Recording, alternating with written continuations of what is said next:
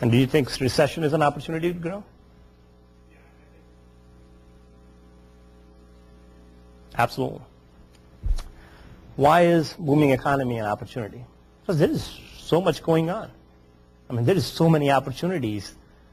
I mean, anybody can say, hey, I'm willing to work and start a business, and I mean, that's a great place to start, right? How about stagnant economy? Well, nothing is, I mean, it's kind of, everything is lateral, the people who are there. How do you grow? The way you grow is by showing your customers the way how they can grow. If you can show your customers the way that, hey, I can help you grow by doing this, that's what customers want to hear. They got the money, they got the capital to spend, but they are looking for ideas, how can I grow? And then, recession. People think, man, recession is bad for business and all that stuff. Again, you need to show your customers in recession, what are customers looking for? They are short on cash. They are looking for ways to cut costs. If you can show them how you can implement technology or whatever you're doing, if you can cut them costs, they are all for it. Let me tell you, the money is there to be spent in recession. You just have to give your customers a reason for them to spend.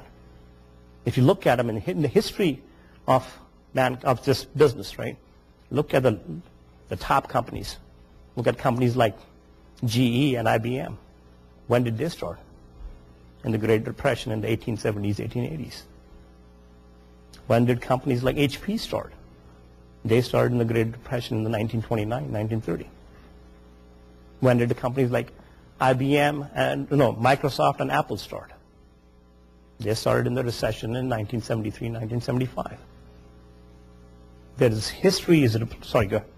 I was just going to say that I remember ways back that there was a Brookings Institution study, and it concluded that a recession or depression was the best time for a company to grow because the cost of human resources is the lowest during that time, and the cost of R&D is the lowest during that time.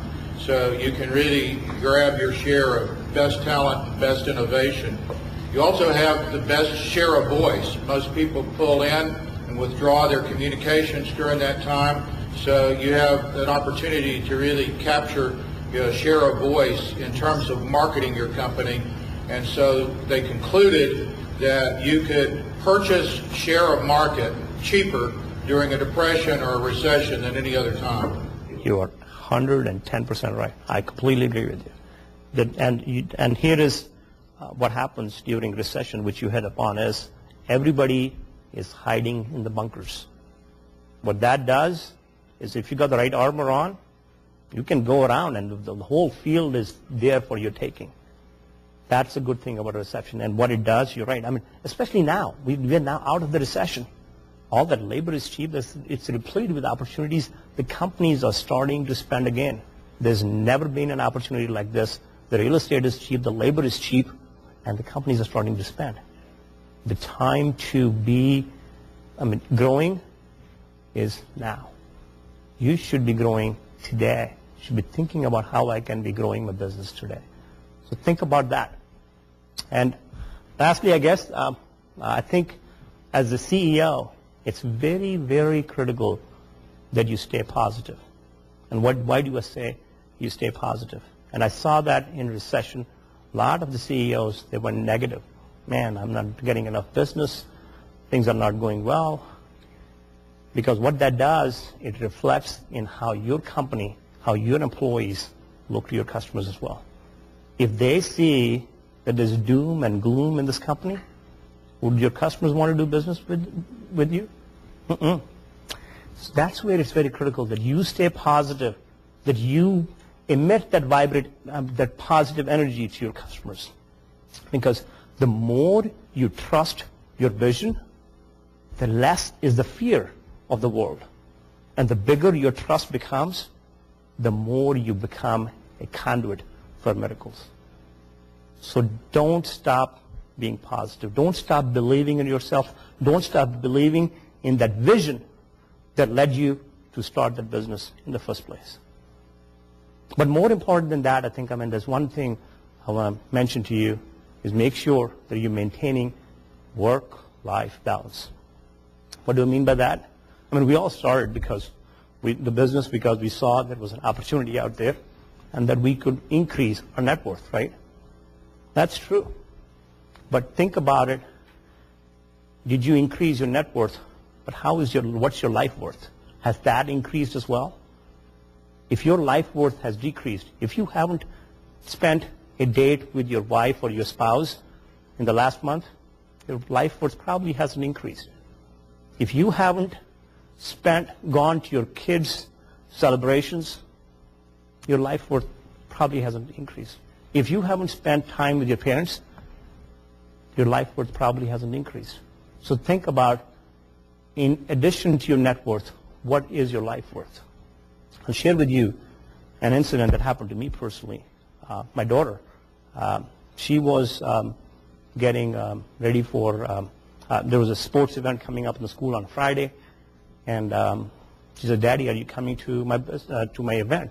I think I'm going to win a gold medal." I said, "No, I can't go. I got this huge project that's going on, and I need to be there. Can't be with you." I didn't go. Luckily, my wife went, but it rained out that day. And my wife, I mean, she's a physician, so she had to operate on some patients on Monday, so they postponed the sports meet until Monday. And she said, "Hey, I mean, these patients are scheduled. I need to go take a look at them. Can you go?" I said, "No, I can't go." That weekend, we got a call from her teacher. She said, "You know what? Your daughter cried." So why did she cry? So because my mommy was going to be here on Friday. She couldn't come. And I know my dad can't be here on Monday. And nobody's going to be there when I get the gold medal. And when I heard that, I went to her school. And I said, and when she won that gold medal, and I saw that look on her face, it didn't matter, the business. And I'm glad that I was there. So I hope you maintain that work-life balance. I hope you get to spend time with your family. I hope that with what I've shared with you today, that you are successful. I hope you picked up today a nugget of information that helps you be successful, that helps you grow, that helps this whole economy in Georgia grow, so that we can put the people who are unemployed here in Georgia back to work. You've been a great audience. Thank you so much. I enjoyed it.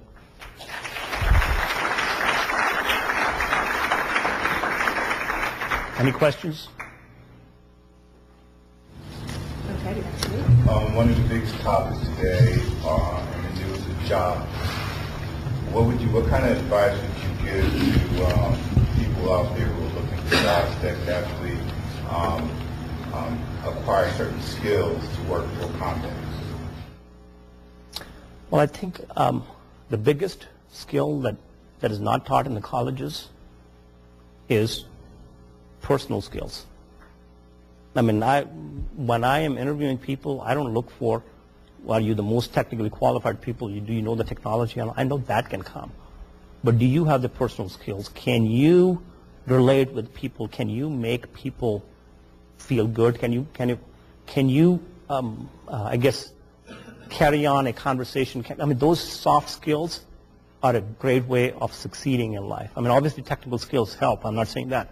But I think having the soft skills is, I think, probably one of the big areas where if you can have the skills where you can, I mean, and those skills are not taught kind of in any university and all that stuff. That's where I think you should focus.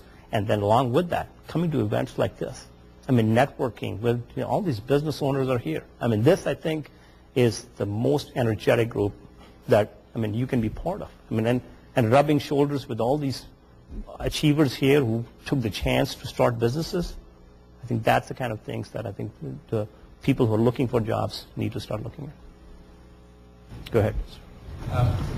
You haven't talked much about your business in the past half hour or so. What is it about your business model that's allowed you to be successful? What's your point of differentiation that's allowed you to be successful over the past few years? Oh, great point. Okay. Well, I guess from what we do, let me take 2 minutes. I didn't want to make it an advertisement for Commdex, but I guess I will.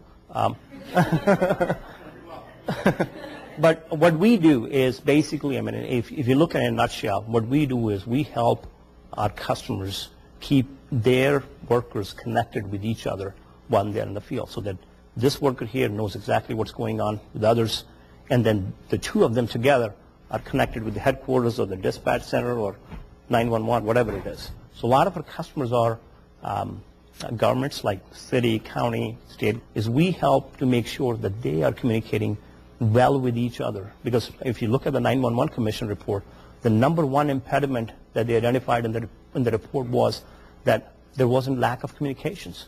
So what we are doing is we're helping the jurisdictions all over the country solve the needs of that interoperability, so that, God forbid, if ever there is 911 kind of incident, that people can respond, because every second that is lost in response could make a difference between life and death. That's what we do, is make sure that we are working with kind of Department of Homeland Security on protecting the borders. We're working with the local governments all over the country. We're working with state governments. So that's where our niche is. Our niche is in helping the governments get ready for disasters, get ready for emergencies and all that.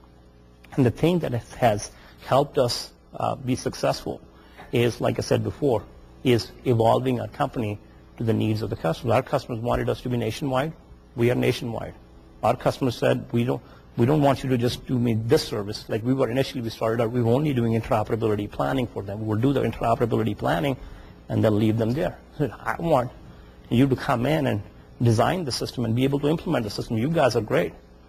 And we evolved to kind of help them with that as well. So I think evolution of the company to meet the needs of the customers, innovating our business to meet the needs of the customers, those are the things that I think have helped us grow as a company. Go ahead, sir. I have two questions. The first is a quickie. Are you going to make the slides available? Sure, I don't mind. Sure. Second question, referring to your telecom trends, which is very bullish. We're in what I would call a regulatory bear market, especially in the area of data security. Do you see any impact that can have on these trends? I'll tell you in telecom, right? The reason I'm bullish, number one, if you right now, like if you maybe first quarter next year, you will have 5 carriers building nationwide LTE 4G networks: AT&T, Sprint, Verizon, LifeSquared, and Clear. Each one of them has anywhere from 30 to 50,000 sites all over the country. Right? Who is going to turn up that equipment? Who is going to get those networks online? Huge, huge opportunity. They realize where the puck is going. Why are they pumping in billions of dollars into telecom? So that's why I'm bullish. Because next quarter, I mean, there will be shortage of people. There are not enough. Like 2 years ago, there were 200 people who knew the LTE technology in the whole country. Next quarter, they're going to need 100,000 people who know LTE technology to be able to implement it all across the country. Where is that 100,000 going to come from? It's going to come from here. Those who step up to the challenge are the ones who are going to thrive. Does that help? Yeah, go ahead, sir. I'd rather ask a stupid question than remain stupid. There's no such thing as a stupid question, number one. But could you explain how cloud technology works and maybe possibly define some of the more practical and productive applications? Oh, great. Great. Okay. Here is